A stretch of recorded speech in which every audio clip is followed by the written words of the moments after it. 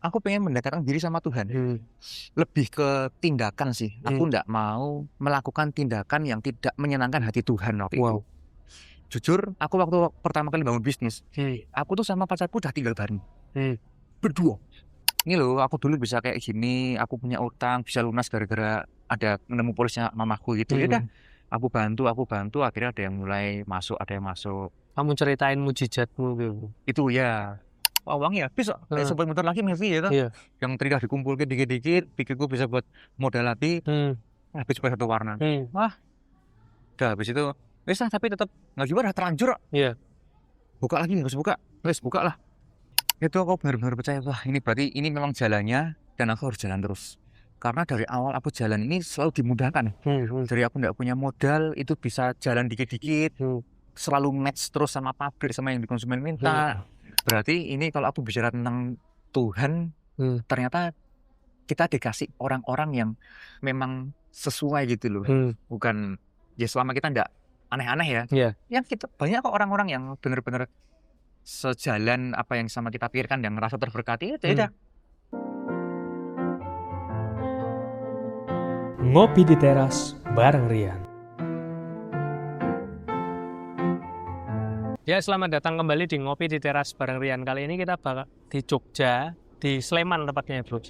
Ini benar. Jadi kita di Sleman, kita berada di Look Coffee ya. Look Coffee and Book di Sleman. Kita bakal ngobrol-ngobrol dengan Bro Henry di sini, Henry Kurniawan. Mungkin teman-teman yang lihat Instagram dan sebagainya ada beberapa yang tahu kisahnya karena sedang viral juga ya. Amin. Viralnya tuh kapan, bro? Sejak kapan? Seminggu yang lalu mungkin ya. Oh, baru ya? Baru. Kita sebelum itu kita ngobrol-ngobrol latar belakang tentang Henry. Sebenarnya siapa sih Henry ini? Jadi kamu asli mana, bro? Aku aslinya Jogja. Asli Jogja. Dari kecil lahir di Jogja. Kamu berapa bersaudara, bro? 3. Aku nomor 1, adikku 2. Terus kamu berawal dari keluarga base-nya memang kelahiran Katolik. Yes, aku awalnya dulu lahirnya awal Katolik. Terus habis itu gimana keadaan ekonomi keluarga atau latar belakang keluarga saat itu dari kecil? Dari kecil ya, kalau dibilang latar belakang keluarga, sebenarnya aku tuh ya keluarga yang biasa-biasa aja, bukan yang berkat, bukan yang berada lah. Iya. Bahkan bisa dibilang kalau dulu waktu kecil itu apa ya, lebih tidak berada daripada teman-teman yang lain ya. Karena ya itu latar belakang papaku terutama itu penjudi. Yes, jadi rumah habis, mobil habis, itu semuanya gara-gara bayar utang judi. Wah, nah gitu. Jadi bukan dari keluarga yang kaya berada, tapi bisa dibilang ya agak struggling ya untuk keluarga dari aku, papaku gitu. Kalau mama sendiri pekerjaannya apa, bro? Mama dulu itu tuh nggak ada pekerjaan, ibu rumah tangga. Cuman setelah papaku itu nggak kerja, terus karena ya itu uangnya habis terus buat judi. Dulu papaku tuh jualan oli, pilihan oli, distributor oli. Nah uangnya tuh habis semua gitu loh, nggak bisa buat keluar lagi. Nah jadi mamaku bantu jadi itu antar jemput sekolah anak. Antar jemput sekolah. Nah jadi dulu kan banyak banget itu kita masih kecil, sekolah mana, ada teman siapa gitu. Nah itu mamaku bantu antar jemput. Nah dari sana penghasilannya malah kebanyakan disokong sama mamaku dari situ. Oh, jadi kalau dilihat dari papamu mungkin awalnya ngerjain oli sebelum judi itu mungkin apa dari dulu memang sudah berjudi? Aku nggak tahu ya, tapi kok seperti seingat, karena kan aku kecil lah waktu sebelum kelas 3 SD lah. Jadi sebelum kelas 3 SD itu aku udah ngonangi papa itu main judi. Oh, berarti kan mungkin udah dari dulu. Sudah lama. Iya. Cuman mungkin akumulasinya jadi habis-habisnya ketika kamu SMP lah. Sampai rumah dijual, mobil dijual. Ya, jadi rumah dijual tuh aku waktu kelas 3 SD. Kelas 3 SD ya, itu dari jual. Berarti kan harusnya sebelum itu udah main tuh. Nah, tapi anak nggak tahu ya, masih kecil itu ya. Cuman aku 3 SD udah pindah gara-gara bayar utang itu sih. Kelas 3 SD ngontrak jadinya. Udah punya rumah. Terus dijual, pindah rumah yang lebih kecil. Oh, pindah yang lebih kecil ya, karena untuk nutupi utang itu sih. Terus perasaanmu dan adik-adikmu kala itu mungkin masih anak SD ya, tapi kamu feelingnya gimana untuk sebagai anak yang melihat orang tua seperti itu gimana? Kalau aku pribadi, jujur ada rasa-rasa takut untuk pulang ke rumah. Takut sejak SD itu Sejak kamu? SD takut. Karena papaku itu tidak ada bisa kayak membawa tenang di rumah gitu loh. Jadi ketika kita pulang tuh kebanyakan pasti papaku sama mamaku ribut, apa-apa berantem. Jadi aku lebih sering melihat papa sama mamaku itu bertengkar. Itu jadi trauma buat kamu. Iya, dan itu malah mulai kebawa sampai udah gede gitu loh. Dan mulai kerasanya ketika aku udah punya pasangan. Oh itu kan jadi kayak polanya bisa terulang, ada pengulangan pola di rumah tanggamu ketika awal itu. Betul. Untuk awal-awal dulu secara nggak langsung aku kebawa. Oke, nanti kita ceritain kenapa kok itu. Terus mulai kamu yang sharing itu tuh sebenarnya peristiwanya gimana sih, Bro? Kamu SMP ketika itu. Kalau yang kamu sharing tentang papamu suicide ya ketika itu kapan itu? Itu aku lupa tepatnya, mungkin kalau enggak pas 2 atau 3 SMP. Pas SMP. Jadi mungkin selang beberapa tahun setelah kamu menyadari mulai 3 SD itu ya, Bro. Ya, jadi mulai aku sadar, mulai bisa tahu ada rasa kayak gini toh di keluargaku. Nah, itu dari 3 ke 3 SMP baru. Gitu. Terus ada peristiwa itu papamu nggak ada itu? Yes, itu peristiwa papaku meninggal itu kan ya, yang bunuh diri. Itu shocking banget buat kamu, Bro. Jujur kalau untuk sejak pas papaku meninggal ya, secara aku pribadi, aku ngerasa biasa aja. Ngerasa biasa aja? Iya. Karena apa? Aku tidak merasakan sosok figur ayah di hidupku waktu aku kecil. Jadi yang aku lebih perhatikan itu adalah tuh malah justru gimana ya perspektif orang melihat ketika papaku meninggalnya tuh seperti itu gitu. Itu jadi malah aku ngelihatnya lebih gimana orang ngelihat keluargaku, gimana orang lihat aku, tapi bukan dariku sendiri. Kalau aku dari aku pribadi malah biasa aja. Kamu malah jujur perasaanmu biasa aja? Yes, saat itu biasa aja. Karena ya itu aku nggak ada ikatan papa. Iya, nggak ada ikatan waktu kecil itu. Sebegitunya sama papa sih. Jadi ketika prosesi pemakaman dan sebagainya kamu terasa biasa aja? Saat itu ya. Saat itu biasa aja. Bener jujuran. Kemudian setelah itu ada peristiwa apa? Setelah papaku meninggal itu ya, jadi ada perubahan apa setelah papamu meninggal setelah itu? Aku jujur belum ngerasain apa-apa. Jadi setelah papaku meninggal itu kan ekonomi kecil, ketika itu kan juga udah ditopang mama ya. Betul. Jadi kayak sebenarnya nggak terasa piye-piye gitu. Enggak, karena aku belum cari uang, apapun aku ya masih apa-apa minta orang tua. Ya aku cuma jalani hidup biasa aja. SD, SMP, SMA ya rutin kayak biasa aja sih. Terus setelah itu mamamu mulai sakit itu kamu umur berapa dong? Nah itu mamaku mulai sakit kalau nggak salah itu aku mungkin semester 5 atau 6 kuliah, aku lupa. Agak jauh ya rentangnya, berarti dari 3 SMP sampai kuliah itu ya. Betul. Nah mulai nggak ada itu mamaku di semester 7. Jadi mamamu sakit di semester 5 itu? 5 atau 6 aku lupa. Pokoknya itu bertahan kurang lebih setahunan lah dari kantor. Wah itu dadaan banget hitungannya, Bro. Iya seperti itu. Sedangkan waktu itu kan mama sebagai tulang punggung. Betul. Terus tapi mama nggak ada secara cukup mendadak setahun itu. Terus kamu gimana itu, Bro, ketika itu? Ya waktu nggak ada itu aku cuma mikir gini doang sih. Ini aku udah nggak punya orang tua, nggak punya siapa-siapa yang bisa buat pegangan. Aku harus nanggung adikku 2. Kamu kuliah semester 7. Ya. Adikmu baru masuk SMA. Baru masuk SMA kelas 1. Gedung belum lunas. Yang satunya? Yang satunya masih SMP berarti. Masih SMP. Masih SMP. Terus yang satunya kuliah dan kuliah, yang satunya baru masuk SMA. Kuliah. Berarti kamu sama adikmu yang kedua kuliah. Yang satu baru mau masuk SMA. Baru masuk SMA. Uang gedung belum lunas. Terus waktu itu aku juga baru pindahan rumah yang lebih kecil lagi. Aku udah pindah rumah ke yang ketiga. Ngecil lagi rumah lagi. Karena buat pengobatan kan, mobil dijual. Terus pindah rumah ke lebih kecil lagi, dan itu pun juga masih belum lunas. Masih cash crush sama developer. Wah. Itu kalau cash crush sama developer.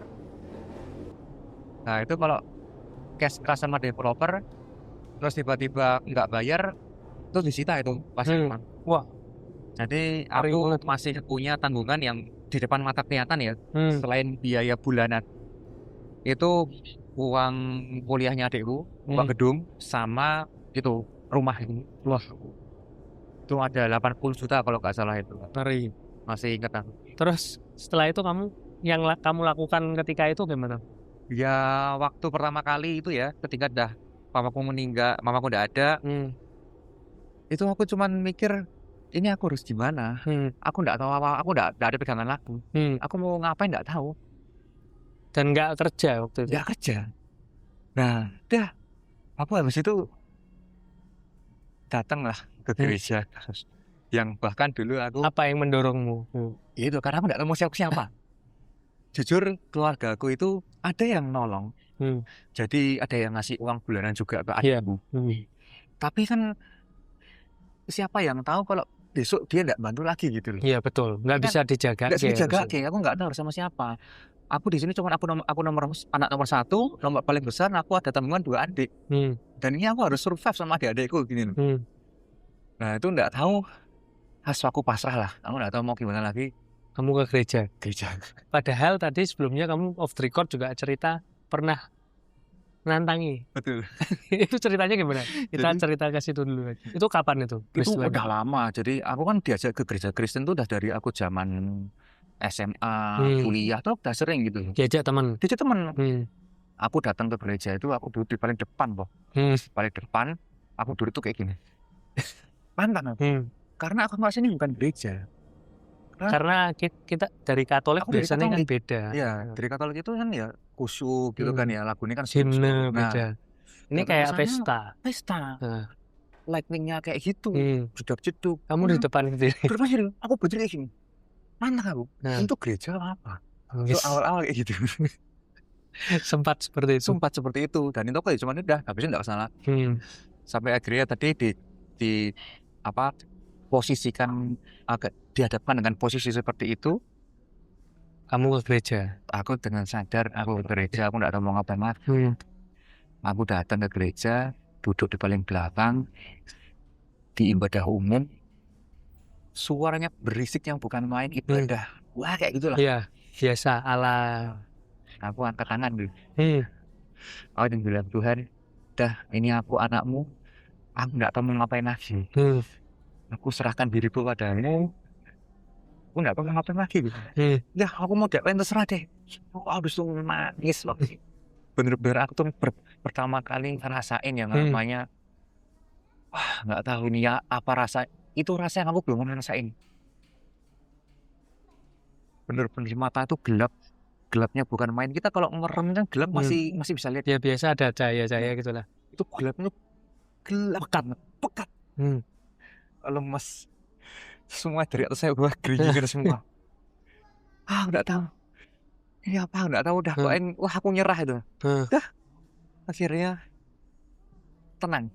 Hatimu tuh langsung berubah. Berubah total. Tadinya khawatir terus kacau dan sebagainya masuk. Yes. Terus ngalami itu momen hadirat Tuhan hadir mungkin ya. Pertama kali. Aku nggak itu rasa apa, tapi benar-benar rasanya tenang banget. Bisa nangis semuanya kayak kayak beban berangkat. Beban angkat semua. Aku ibadah biasa itu pulang. Ya itu mujizat satu persatu mulai datang. Yang pertama kali kamu rasakan ketika itu mujizat apa? Setelah dari gereja. Pertama kali ya. Itu aku merasa ada orang yang bantu temanku. Hen, kamu kerja bantu aku buka ini kaos 10. Itu pertama kali. Kaos 10. Gaji 500.000. Udah. Apapun tak terima. Aku mulai kerja. Aku jadi sales. Terus mujizat kedua adalah aku ketika aku waktu itu mau pergi sama pacarku dulu. Sekarang jadi istri. Iya, istri yang sekarang. Aku naik motor itu, baru dari rumah jalan naik motor kurang lebih 100-200 meter lah, tiba-tiba hujan terus. Aku baliklah ke rumah. Nah, aku nyari mantol. Jadi ketika aku tadi naik motor, aku nyari ngambil jas hujan. Di jok motor nggak ada. Aku baliklah langsung ke rumah. Nah, itu kan aku baru pindah rumah juga. Jadi ada box aqua gitu loh. Karena aku nyari lah, di situ ada mantol. Nah begitu mantol tak buka itu, terus bawahnya itu polis asuransi mama. Wow. Itu gila banget. Dan bahkan aku nggak pernah tahu mamaku itu punya asuransi. Bahkan kamu nggak tahu mamamu Nggak punya pernah cerita. asuransi. Dan polis asuransinya itu sudah nggak ada di sini bahkan, udah hilang. Dulu apa aku lupa namanya. Dan aku kebetulan ada teman yang kerja di asuransi. Oh ternyata aku pas datang ke sana sekarang udah merger dari satu sama ini. Singkat cerita, Diurus ke. nah, dibantu urus. Aku bahkan sidang sampai ke pengadilan. Karena kan aku udah nggak ada apa ya, mama papa, nggak ada siapa gitu. Aku jadi apa ibaratnya kayak apa ya, saksi atau apa buat adik-adikku gitu loh. Nah singkat cerita intinya cair. Wali gitu ya. Nah jadi wali lah. Singkat cerita intinya cair. Dan nominal yang cair itu adalah 80 juta. Tepat gitu. Itu pas. Wow. Itu langsung bisa buat bayar uang gedung sekolah adikku yang lulus SMA itu, sama bisa buat bayar rumah. Wow. Jadi langsung itu begitu cair, tak buat bayar itu udah nol. Jadi hidupku benar-benar nol, ada utang. Mulai dari nol juga. Yes itu. Wow. Setelah itu kamu mulai bergerak gimana tuh? Kan masih kerja di temanmu tuh. Nah begitu aku bisa nyairing itu, aku diajak lah sama temanku tadi yang bantu juga. Kami mau nggak jadi agen asuransi juga. Aku merasakan manfaat itu. Aku mulailah cerita. Jadi sebenarnya agen asuransi itu kalau aku mendalami apa? Nggak ada asuransi yang jelek. Nggak ada asuransi yang jelek. Yes, nggak ada. Yang ada tuh cuman agennya saja. Agennya saja. Jadi kalau asuransinya nggak jelek, nggak ada. agennya mungkin yang nakal, Nah, oknum. Dan asuransi itu pekerjaan yang mulia sih. Dan aku kira ketika kamu udah komit jadi agen asuransi itu adalah komitmen seumur hidup. Selama nasabah itu masih hidup, itu adalah kamu harus komit. Tanggunganmu. Iya, bahkan sampai sekarang aku udah nggak jadi agen pun. Nasabah lama aku masih bantu urus. Biarpun aku udah nggak bisa in charge ya. Aku orang yang handle ke aku lempar ke agen yang aktif. Paling nggak bantu lah ya. Bantu. Nah, kayak gitu sih. Aku mulailah jadi agen asuransi. Aku cuma cerita aja, karena aku nggak punya bagian. Aku tidak ada basic agen waktu itu. Aku cuma cerita. Ini loh, aku dulu bisa kayak gini. Aku punya utang, bisa lunas gara-gara ada nemu polisnya mamaku gitu. Ya udah, aku bantu. Akhirnya ada yang mulai masuk, ada yang masuk. Kamu ceritain mujizatmu gitu. Itu ya. Dan ya yang nolak juga banyak, nggak sedikit. Tapi dari situ mulailah kekumpul uang. Nah itulah komisi yang awal itu aku ada di bidang uang 20 juta. Itu aku mulai start pertama kali buka pos 10 itu. Buat OSI. Buat OSI clothing pertama kali. OSI itu artinya sendiri apa bro? Aku cuma nyari di Google ya waktu itu. Aku tuh kan pengen buktiin ya terutama ke teman-temannya papa sih waktu itu. Ini loh, kalau anaknya Ernawati itu bisa hidup tanpa bantuan dari orang tua, tanpa warisan, tapi karena kasih karunia Tuhan loh. Karena aku udah ngalamin sendiri, aku pengen buktiin ini loh, kita tuh bisa hidup kalau kita tuh mengandalkan Tuhan. Wow.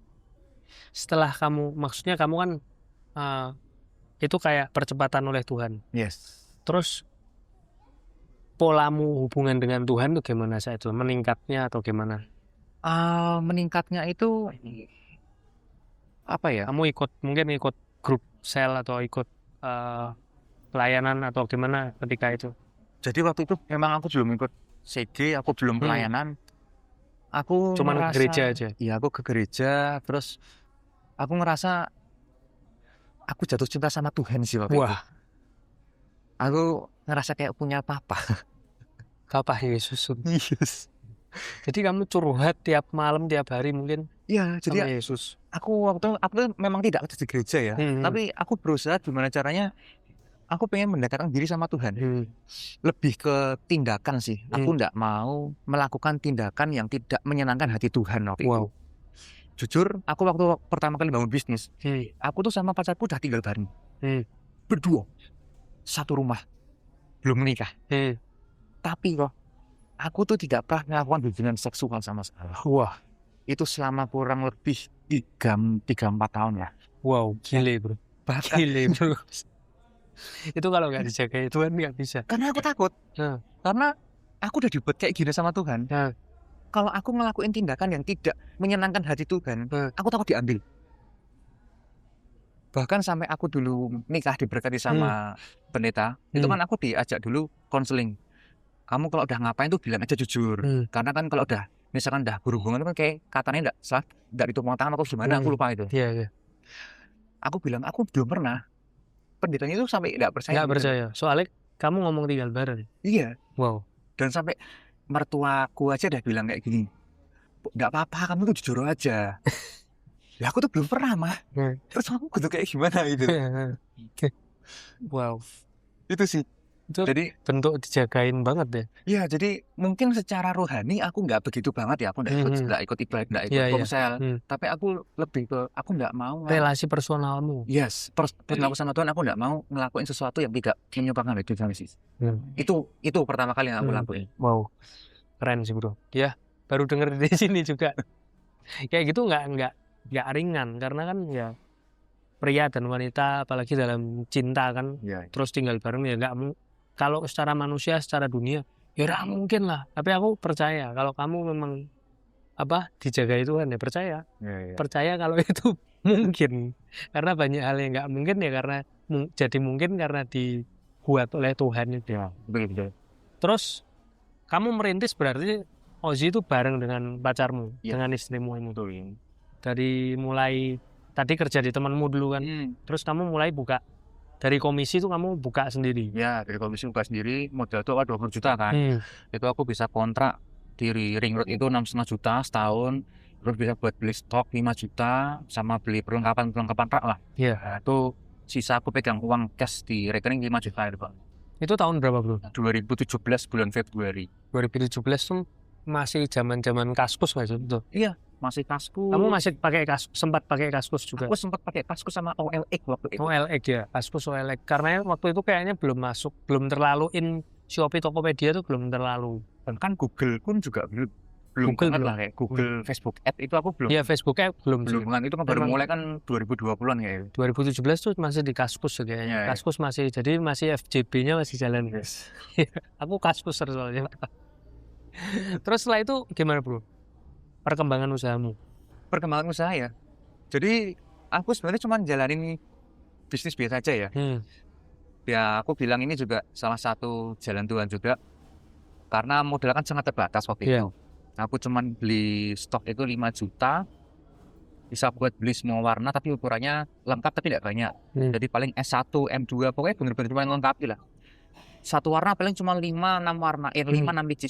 Nah itu gimana caranya kita bisa dapat order 12 pieces pun udah kayaknya nggak mungkin gitu. 12, 60 itu kayak ya secara akal manusia mustahil. Iya. Nah, gimana caranya kalau bisa dapat order dari 50-60 pieces awal-awal? Nah, itu ketika ada orang order. Misalkan ada orang mau order 60 pieces warna biru navy. Nah, orang itu tanya ke saya. Jadi kamu mulai orderan yang gede tuh rasanya nggak mungkin hasilnya. Iya, jadi waktu ada orang order 50 gimana stoknya ya cuma stoknya mepet kok.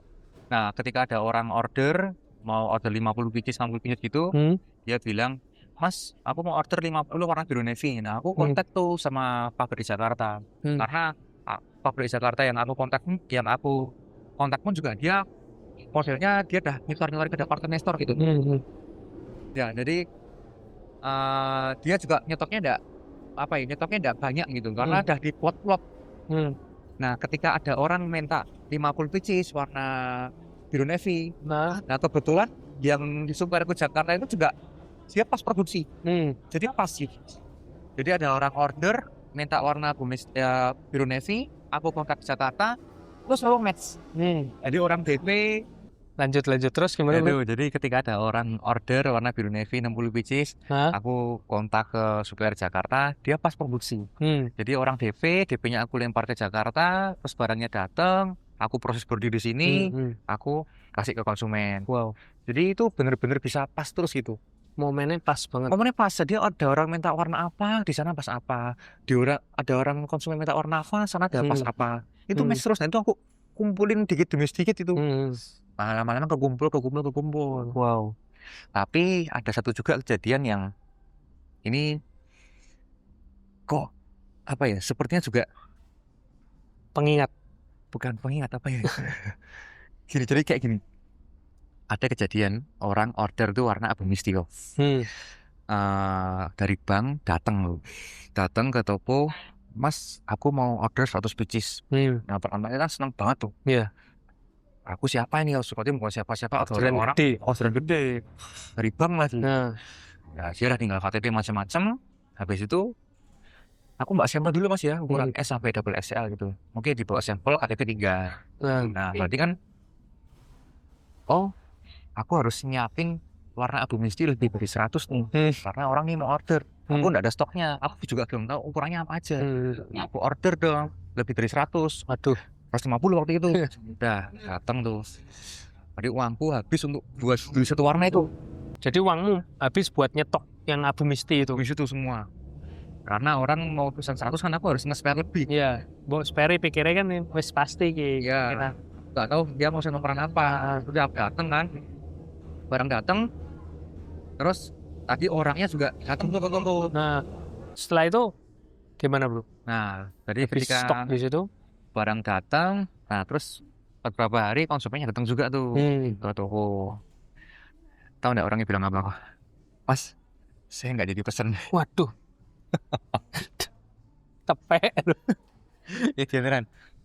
Ya udah mau gimana ya, Nah, KTP tak kembalikan, barang dia sampel balikin semua. Nah, tapi MVP ya toh, udah kadang beli, nah, langsung tak tutup tuh tokonya kok. Aku sama pacarku dulu nangis tuh, nangis. Wah, uangnya habis kok. Kayak sempat bentar lagi MVP ya toh. Iya. Yang tadi udah dikumpulin dikit-dikit, pikirku bisa buat modal lagi, habis cuma satu warna. Wah, udah habis itu, wes lah, tapi tetap nggak gimana, terlanjur. Iya.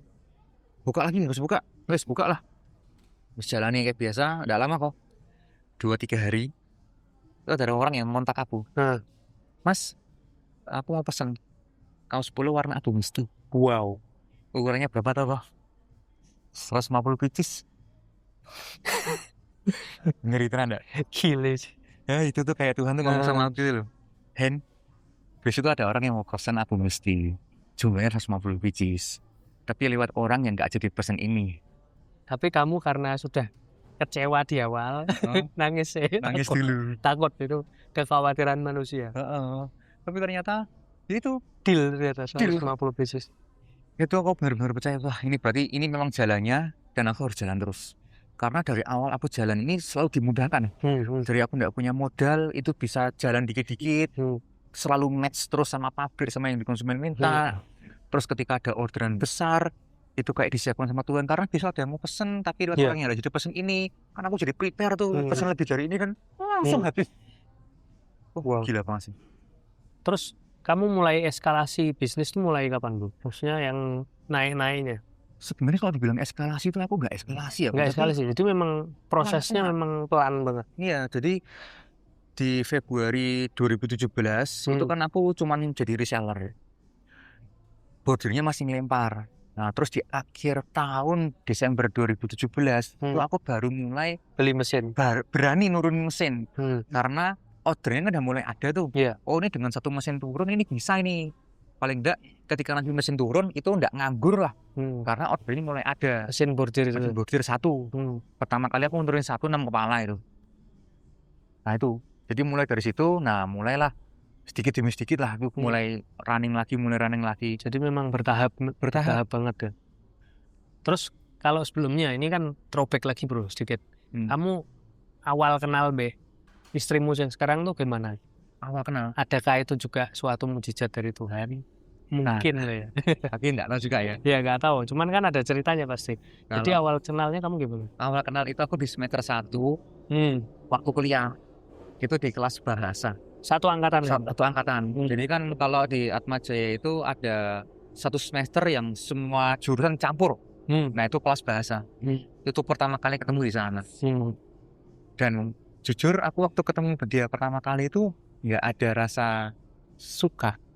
Bahkan kalau aku ceritain ya mungkin aku baru pertama kali itu ngerasa, aku bilang sama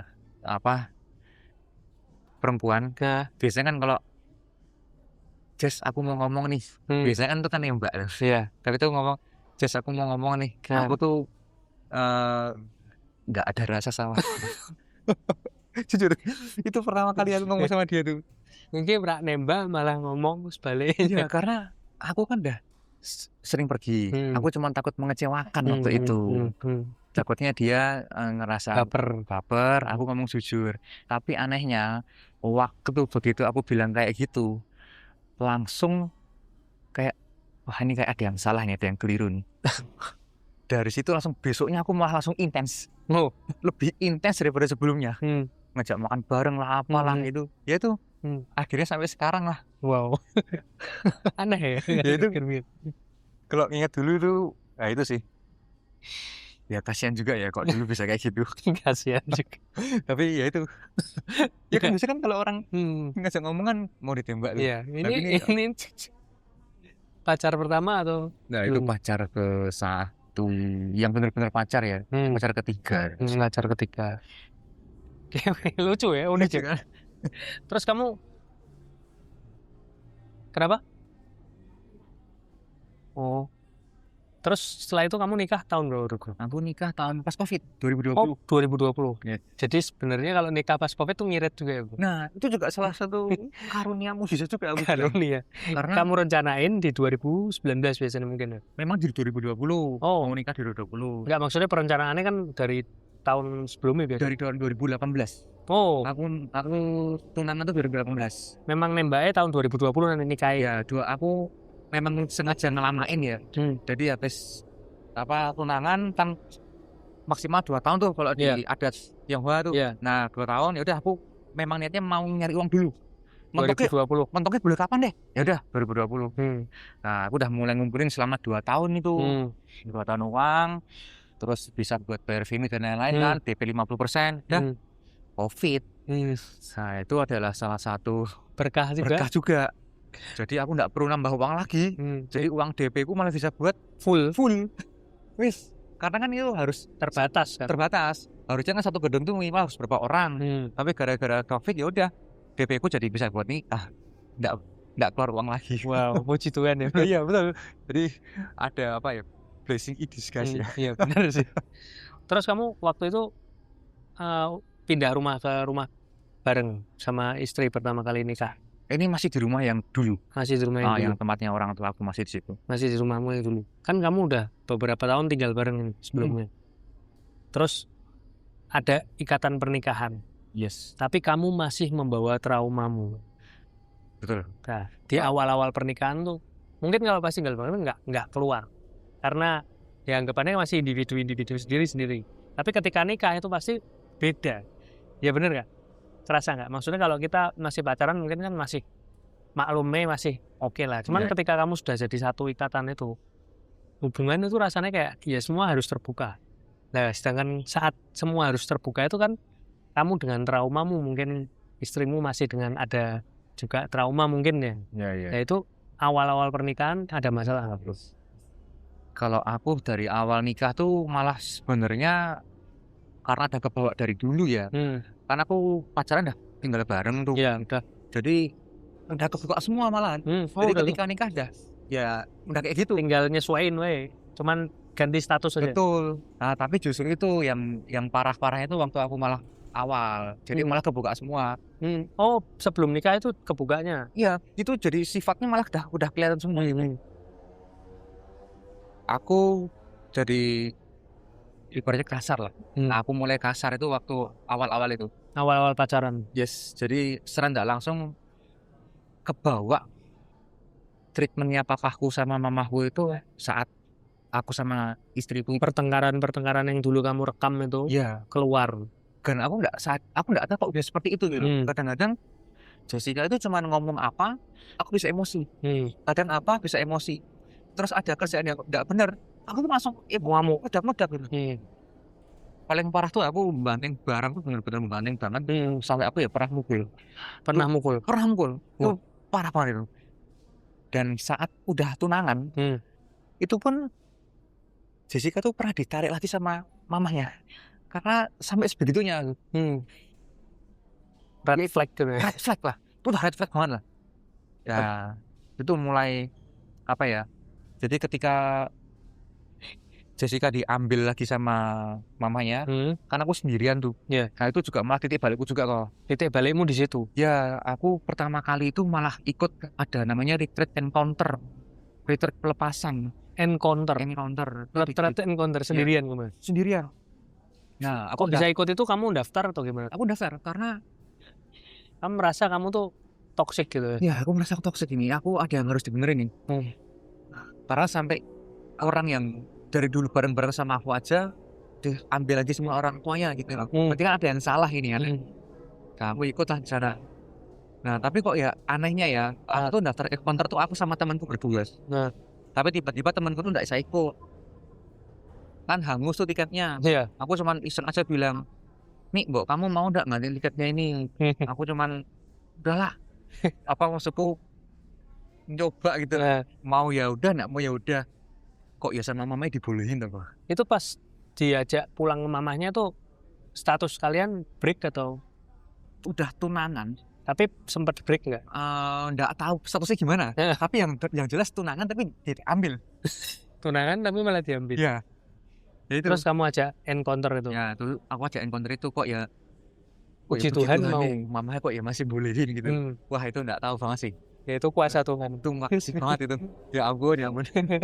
Terus Ya itu aku sama pacarku dulu ikut retreat. Ya itu aku di sana pelepasan. Semuanya benar-benar apa ya? Aku yang bisa ngerasain nanti rasa yang dulu aku pernah rasain waktu aku pertama kali ketemu Tuhan tuh kayak keulang lagi. Balik lagi di situ.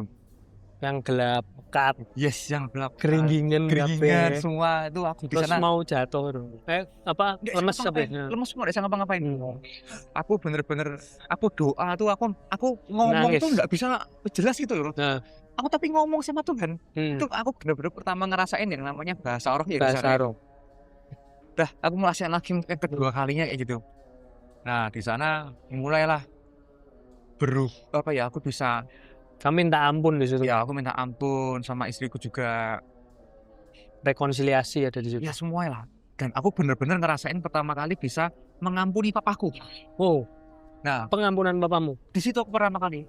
Karena kan aku waktu dari dulu sampai sekarang itu kan selalu menganggap dendam dan cara meninggalnya papaku tuh aku selalu menganggap itu tuh aib. Oh. Aku enggak pernah cerita ke orang-orang kalau papaku meninggal itu gantung diri. Pasti karena apa? Kanker paru-paru lah. Karena apa kan papaku perokok tuh. Aku ngelariin ke sana aja deh. Nah, saat aku retreat encounter itu, aku malah bisa pelepasan. Berdamai dengan keadaan. Dan di situ apa sekarang? Udah, itu berarti jalannya papaku kan meninggalnya seperti itu. Sampai sekarang ya udah. Aku enjoy aja cerita kayak gini. Dan kamu mengampuni papamu. Apapun yang papamu lakukan ke kamu dan mamamu dan adik-adikmu. Yes, kamu mengampuni dan sekarang aku udah ada rasa dendam lagi. Wow. Ya itu ya udah, memang papaku jalannya seperti itu dan karena papaku seperti itu sekarang aku jadi bisa dibuat saya sekarang bisa untuk kesaksian orang-orang. Wow. Pengampunan itu sudah terjadi ya, Bu. Ya, dibukakan oleh Tuhan.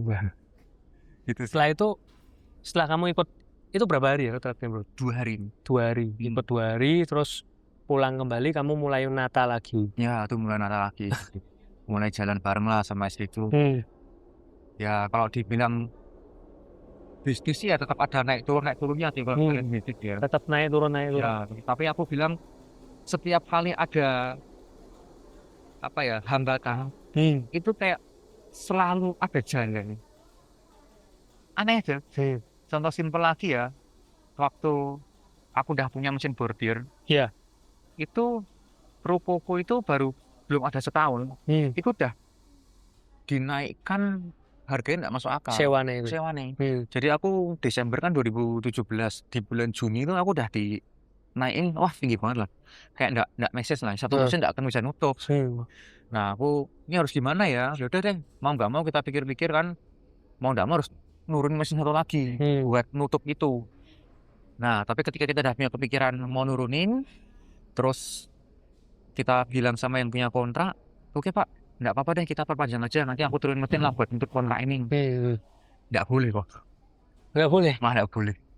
Jadi dari Juli Agustus itu, ketika aku bilang nggak boleh, dari Agustus sampai akhir Desember aku kontrak, itu ada aja deh. Air di WC itu di toilet dimatiin.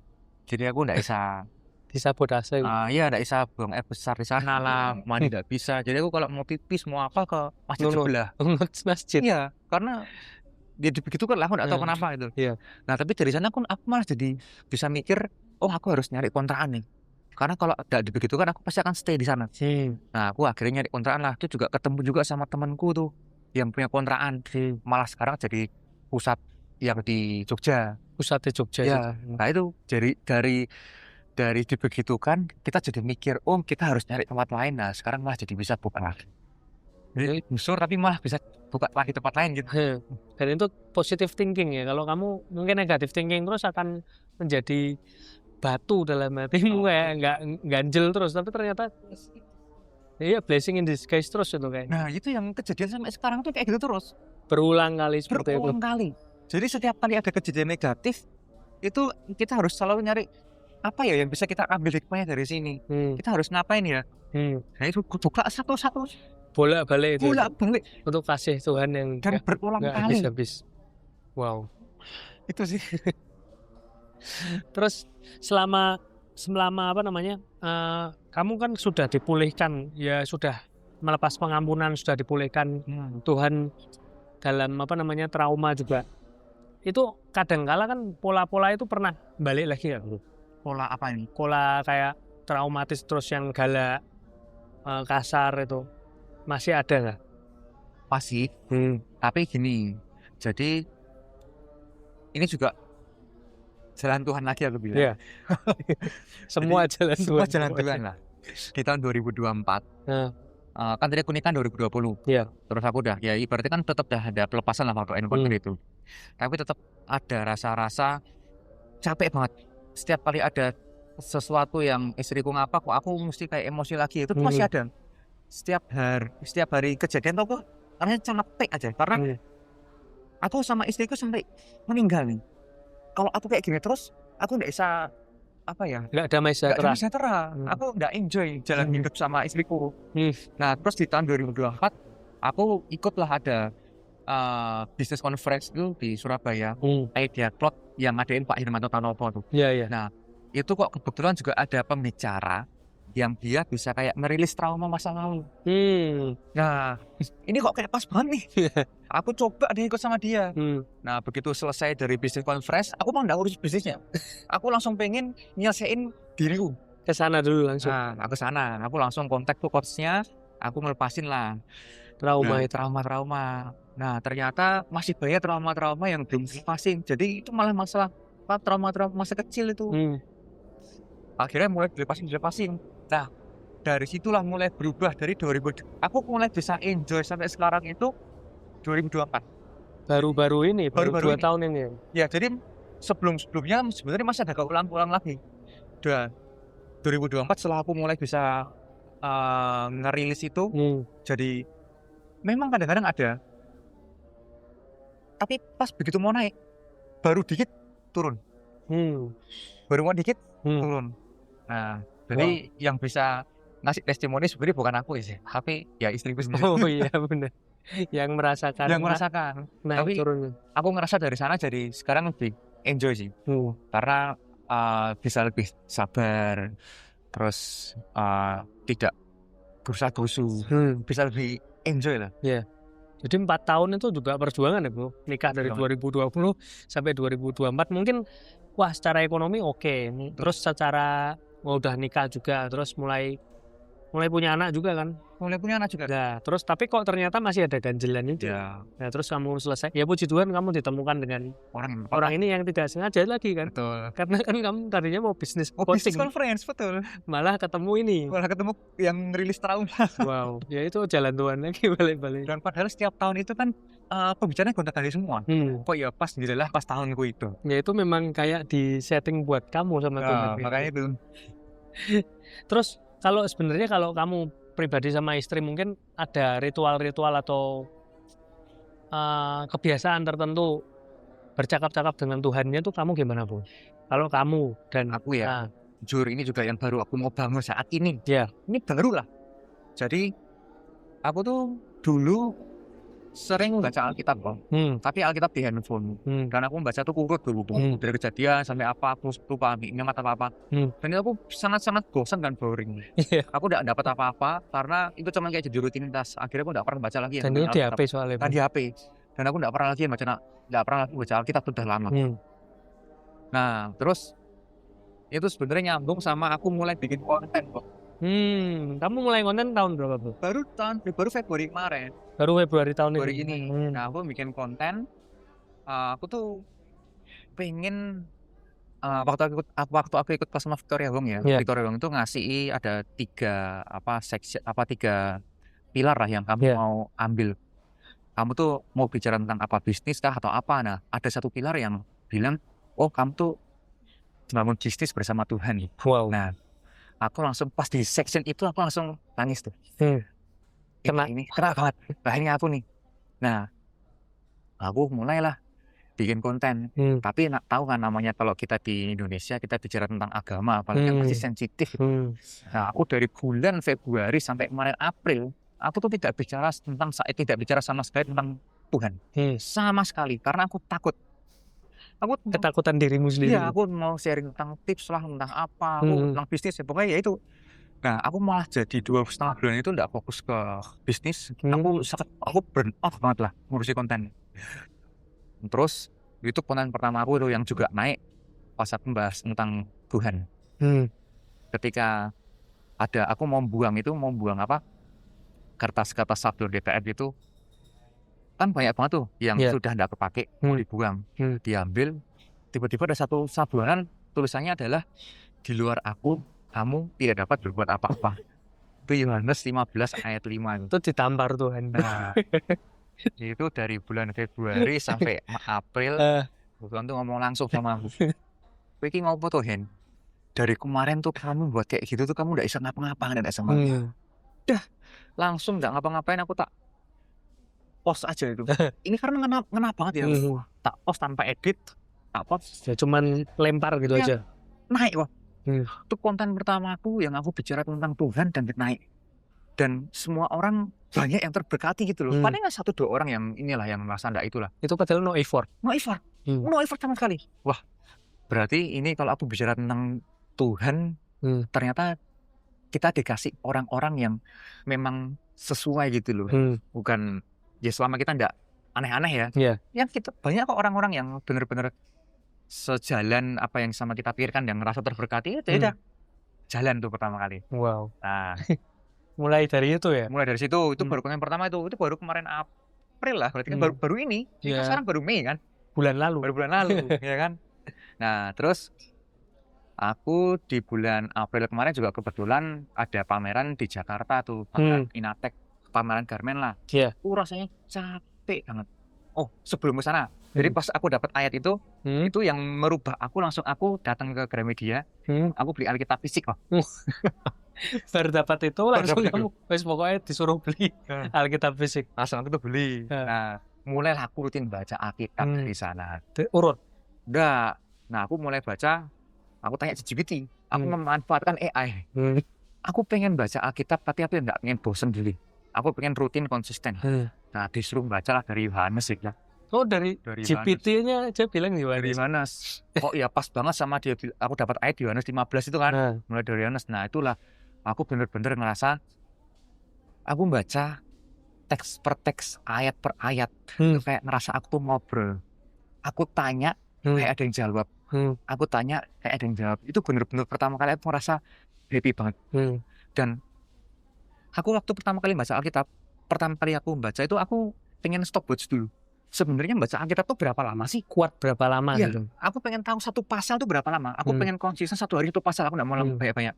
Oh, 10 menit. Mau kasih stopwatch? Iya, aku pengen tahu. Oh, berarti tidak ada alasan untuk aku nggak baca Alkitab. Mau cuman 10 menit. Mau cuma 10 menit, ya kan? Ya udah, baca deh. Ternyata setelah kita benar-benar baca kok, kalau kita benar-benar menghayati lebih dari 10 menit. Kadang bablas. Kita tuh kayak bisa berhenti di satu ayat yang ini bener-bener kena banget loh. Sampai ya ampun, ini Tuhan gitu. Aku tanya apa kamu jawab. Aku tanya apa kamu jawab. Nah, aku mulai rutin lah baca Alkitab itu. Terus tadi nyambung yang aku mulai pergi dari pameran. Nah, aku ikut pameran itu di luar ekspektasiku ya. Itu ramenya bukan main, capek ya bukan main. Capek banget. Nah, aku juga bikin tuh konten. secapek-capeknya kamu, sesibuk-sibuknya kamu, tetap harus diakhiri kamu tutuplah sama Tuhan. Bacalah firman Tuhan gitu. Naik juga. Wah, Dua itu konten kedua. tentang Tuhan naik semua. Ya kan? Dah. Terus habis itu hari Sabtu kan selesai tuh. Nah, selesai pameran hari Sabtu, harusnya tuh kita tuh foto bareng sama satu kru. Rilis di media. Malah lupa kok, saking ramenya, saking capeknya. Wah, Nggak foto. ya, nggak foto. Bad footnya buat main tuh aku. Dah, nggak mau gimana ya tuh, udah terlanjur. Tapi yaudah lah, jalan aja. Nah, besoknya aku hari Minggu tuh, aku pengen cerita di thread dulu pertama kali sebelum Instagram. Nulis thread. Itu latar belakangku itu. Kan yang di Instagram itu kan sebenarnya juga cuma screenshotan dari thread. Iya, betul. Nah, aku sharing ternyata juga viral. Nah, dari berapa ratus orang itu merasa terberkati. Tapi ada cuma 2-3 orang tuh yang merasa ini cerita bohong lah atau apalah. Terus Tuhan tuh juga nampar aku. Hen, ini loh. Ada ratusan orang yang merasa terberkati. Tapi ada segelintir orang, 2-3 orang yang bilang kamu bohong. Apa ya, kamu mau berhenti bersaksi tentang aku? Ada suara seperti itu. Kan ya tidak toh. Ya itu langsung bilang, aku langsung, oh berarti kemarin pameranku tuh 99% tuh udah sempurna. Cuma kurang satu aja foto. Masa kamu sampai sebegitunya toh? Dah, langsung tuh let it go. Enjoy lah. Wow.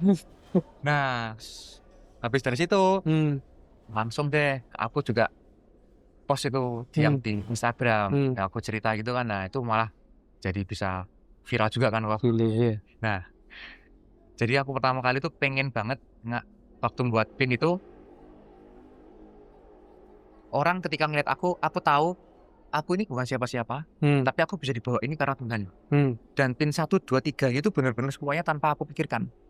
Kan no effort semua tuh. Dari pin pertama yang aku diingatkan. Pin kedua itu yang mau secapek-capeknya apapun kamu harus ingat Tuhan. Itu no effort semua. No effort. Yang ketiga adalah ya latar belakangku. Ya, kamu nulis di thread, screenshot. Jadi aku sekarang bikin konten dan lebih enjoy sih. Nah, tadi kan tanya gimana sih caranya hubunganku sama istri bangun sama Tuhan itu sebenarnya ya kayak gitu. Baru-baru ini juga gitu loh. Jadi biarpun dari dulu sampai sekarang jalan bisa terus ada berkat-berkat, tapi aku yang jalan itu seperti biasa gitu loh. Aku cinta sama Tuhan, tapi aku ya belum layanan, belum apa. Tapi ya tadi ketika aku mulai bikin konten, malah aku diingatkan, ini loh kamu tuh udah bukan siapa-siapa. Dari situ aku mulailah belajar baca Alkitab. Aku baru sekarang ngerasain loh namanya baca Alkitab tuh bisa seseneng ini ya. Bisa sampai nangis tuh gara-gara wah, kita gila banget sih. Iya, benar. Kamu baca sendiri apa bareng? Baca sendiri. Nah, ini yang baru aku mau perjuangan juga. Nah, terus ini juga aku juga baca waktu ada di ayat Alkitab yang benar-benar ngena di aku ya. Ketika kemarin kontenku viral itu, aku jujur aku tuh takut loh. Takut? Aku takut. Aku langsung bilang sama istriku, Nik, kamu harus terus di sampingku loh ya. Wah. Kamu jangan pernah jauh dari aku. Aku harus selalu diingatkan. Karena aku apa? Aku pertama takut jadi sombong. Yang kedua, aku takut kalau nanti misalkan ada orang yang tidak suka. Kamu kalau aku ada yang tidak sesuai, kamu langsung harus ingatkan aku. Begitu aku bilang kayak gitu, malamnya aku baca Alkitab. Tahu nggak? Aku dapat ayat apa? Bukan kamu yang memilih aku, tapi aku yang memilih kamu. Yohanes lagi. Betul, Yohanes lagi. Gila kan? Terus habis itu, oh ya oke Tuhan, berarti tidak masalah kan? Aku akan tetap kasihan deh. Tapi aku masih ngomong lagi dalam hati. Tuhan, nanti kalau ada orang yang nggak suka gimana? Dijawab lagi. Sebelum mereka tuh nggak suka sama kamu, mereka tuh udah nggak suka sama aku duluan. Jadi nggak suka. Iya kan? Iya. Oke deh. Terus ditutup sama ayat terakhir. Kamu harus terus bersaksi tentang aku. Karena dari awal, semula-mula, kamu udah bersama aku. Dah.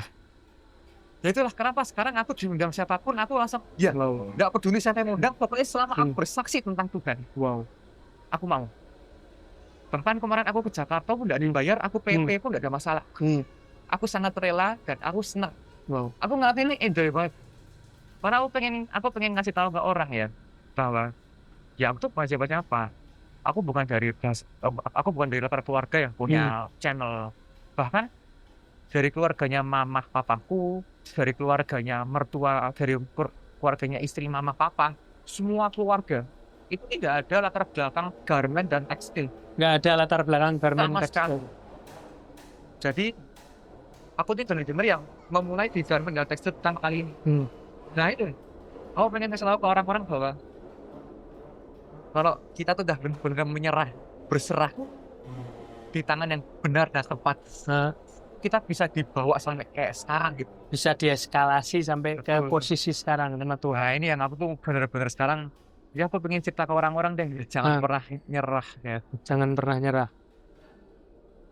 Wah, keren bro. Ya memang, ya kadangkala orang tuh apa ya, susah bro. Aku juga pergumulan beberapa hari, beberapa minggu lalu juga kan untuk percaya, nggak percaya lagi. Percaya, Betul. nggak percaya lagi tuh kayaknya ya kayak kamu yang tadi itu cerita yang kaos Abu Mistimu tuh beneran, maksudnya aku juga kayak ketika nggak percaya ditunjukin nih loh, kamu tuh dicukupin terus percaya lagi, tapi kok ya jatuh lagi terus dibuat lagi percaya lagi. Ya itulah kalau aku pergumulanmu. Terus secara apa namanya ya, kamu kan mulai baca kitab suci juga itu kan yang ngajarin bukan dari orang tua bro, kayaknya itu jalur khusus dari langit deh. Betul. Ya itu. Orang dari apa, Yang bekas sablonan itu loh, bekas sablon, Iya, bekas sablon. bekas sablon kok bisa jadi dari Tuhan. Kamu suruh beli kitab suci terus kamu mulai baca lah, nanti kamu untuk mewariskannya ke anakmu tuh nanti bakalan kayak gimana itu? Ya ini, jadi mulai sekarang aku harus, ya apa ya, baik lagi ya. Aku ngerasa aku ya kok untungnya dikasih karunia juga sama Tuhan tuh untuk melihat baik dan jelek, baik dan buruk. Jadi ketika papa tutukan judi, aku tuh kok bener-bener nggak suka sama yang namanya judi. Dulu tuh sering aku SMA diajari, ayo main Papura ini 500-an. Ya. Langsung Kecil-kecil betul. langsung keluar. Aku nggak mau. Jadi kayak aku tuh udah nggak suka gitu loh. Karena aku tahu dulu papaku nggak kayak gitu. Nah, aku kayak dikasih bisa batasi kayak gitu. Dan kalau aku dulu tuh nggak dapet kasih sayang papa waktu kecil ya. Nah, aku dulu tuh nggak suka sama yang namanya anak kecil kok. Bahkan aku tuh sempat nggak pengen punya anak. Oh iya, ketika aku mau punya anak sebenarnya pertama kali ya, itu dulu istriku sempat keguguran. Karena waktu itu aku belum siap sebetulnya. Aku bener-bener nggak mau lah. Karena aku memang gak suka anak waktu itu. Akhirnya kok ya keguguran. Ya itu ya pokoknya bukan nggak tahu ya jalan apa ada, tapi yang jelas itu aku waktu itu belum pengen lah. Nah, tapi di suatu titik kok tiba-tiba tuh aku pengen banget punya anak. Pengen banget. Wah, aku bener-bener mengidam-idamkan. Nah, ketika lahir tuh aku bisa, ya ampun, ini tuh anakku tuh kayak gini. Aku sayang banget sama anakku sekarang. Jadi aku nggak mau apa yang dulu dirasain aku waktu kecil itu dirasain sama anakku sekarang. Dulu aku bayanganku sebelum aku punya anak ya, aku pengen didik anakku tuh keras. Pengen apa-apa tak kasar, pengen apa-apa tak, wah aku tak kasar disiplin. Kayak dulu papaku sama anakku lah. Sekarang anakku ngapa aja aku kayak nggak ada rasa emosi gitu loh. Aneh gitu loh. Ya saking sayangi gitu, aku nggak mau ngulangi lagi yang sama sih. Nah itu, jadi kayak tadi gimana caranya aku nurunin ke anak, aku nggak mau apa yang dulu aku udah alami itu terulang. Jadi aku pengen putus ya aku, jangan di anakku. Nah, putus trauma itu. Sekarang aku mulai baca Alkitab ini, nah aku berarti harus bisa jadi apa ya, imam buat keluarga lah. Nah ini aku baru mau bangun juga, aku pengen tuh kayak bangun ruang doa sih. Aku baru mau bangun itu, jadi malam itu aku pengen doa sama istri sama anak, itu yang baru mau tak bangun. Karena kan aku juga baru mulai membaca Alkitab kan juga baru-baru secara fisik. Dan aku merasakan hadirat Tuhan gara-gara membaca kan juga baru-baru ini. Benar. Dan ini yang aku pengen bangun terus. Karena tadi jujur, tadi kan ada sempat rasa percaya nggak percaya. Itu tuh juga kejadian di aku, Pak. Bahkan yang aku tuh selalu kalau di gereja ya ada orang bilang mujizat. Apa bisa sih orang itu tiba-tiba membalikkan keadaan langsung kayak 180 derajat cepat gitu, tiba-tiba orang sembuh. itu kayak nggak make sense di aku. Dulu sempat mempertanyakan itu. Iya, nggak make sense di aku. Masa iya sih gitu loh. Sampai pada suatu titik ketika aku mau bangun tanah di Klaten, karena aku juga ini ada pabrik juga di Klaten baru mau dibangun nih. Iya. Waktu itu aku ngurus izin sama apa perangkat desa deh. Iya. Nah, intinya tuh di sana perangkat desanya waktu itu tuh tidak apa ya setuju tapi sangat banyak syarat-syarat dan kelihatan tidak will Tolong casket dong. dan kelihatan tidak welcome lah di awal. Nah, terus ya udah aku cuma presentasi biasa, ya kan, presentasi. Tadi itu ada sesi tanya jawab tuh, ya kan. Oke mas, nanti boleh gini-gini, tapi ada syaratnya ini, semuanya lah. Ya udah, aku niatku kan cuma mau bikin pabrik nih. Ya aku kan cuma jawab apa adanya aja, ya udah. Tak note semua, ya kan. Orang bilang apa, aku tak note semua, nanti mau tak jawab. Terus tiba-tiba ada orang terakhir kok, angkat tangan, tanya. Malah dia bilang gini, Pak, Bu, kita lihat toh, Mas yang di depan ini dari auranya aja udah ada niat mau buruk di tempat kita gitu. Kalau ada orang mau invest di sini harusnya kita senang. Kalau memang misalkan besok yang dibutuhkan menjahit, ya kita harus upskill dong desa kita. Jangan sampai orang yang dibutuhkan apa yang datang apa. Wah itu langsung aku nangis di depan itu kok. Satu itu pas banyak orang itu aku di depan presentasi gitu nangis. Orang terakhir bisa ada yang ngomong kayak gitu. Ya ampun, gile. Itu langsung ya satu ruangan yang tadi awalnya ada pengawasan di depan ya. Biarpun setuju tapi ada A B C D. Iya. Langsung aku bilang, Pak, aku tuh benar-benar di sini nggak ada niat buruk. Aku kalau misalkan genggam pasir tak genggam rata itu kan keluar pucul. Aku nggak mau kayak gitu.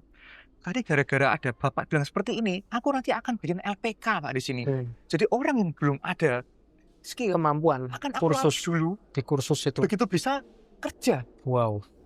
Langsung semuanya dari yang tadi awalnya ya ada syaratnya itu. Oke Mas, semuanya setuju. Gile. Bahkan kepala desanya yang tadi tidak welcome langsung, Mas nanti kalau misalkan minta tanda tangan, pas saya di rumah tiba-tiba saya ke istrinya ke istri saya gitu. Sebegitunya. Itu langsung Tuhan tuh nampak juga. Ini loh Ren, kamu kan nggak percaya toh kalau di khotbah itu ini ada kan yang langsung bisa start belajar itu dalam waktu singkat orang tanya tiba-tiba langsung dikasih karunia aku harus jawab apa. Itu kalau orang nggak ada tanya gitu aku nggak bisa jawab gitu bro. Betul aku jawab semuanya langsung welcome. Gile. Ya itu langsung gini kan, langsung keadaan berbalik 180 derajat. Wow, itu banget sih. Jadi kalau kita nggak percaya itu kayak Tuhan tuh ngasih lagi. Dan itu peristiwanya besar itu. Betul. Karena kamu ibaratnya di antara banyak orang gitu. Dan itu ya kayak sidang dan sama perangkat desa ya. Dan itu aku nggak ada sogok menyogok. Iya. Kan biasanya pure gitu. Udah aku cuma datang aja. Aku di sini niatnya ikhlas.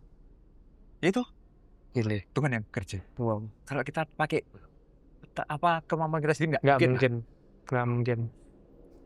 Ya kan? Itu sih.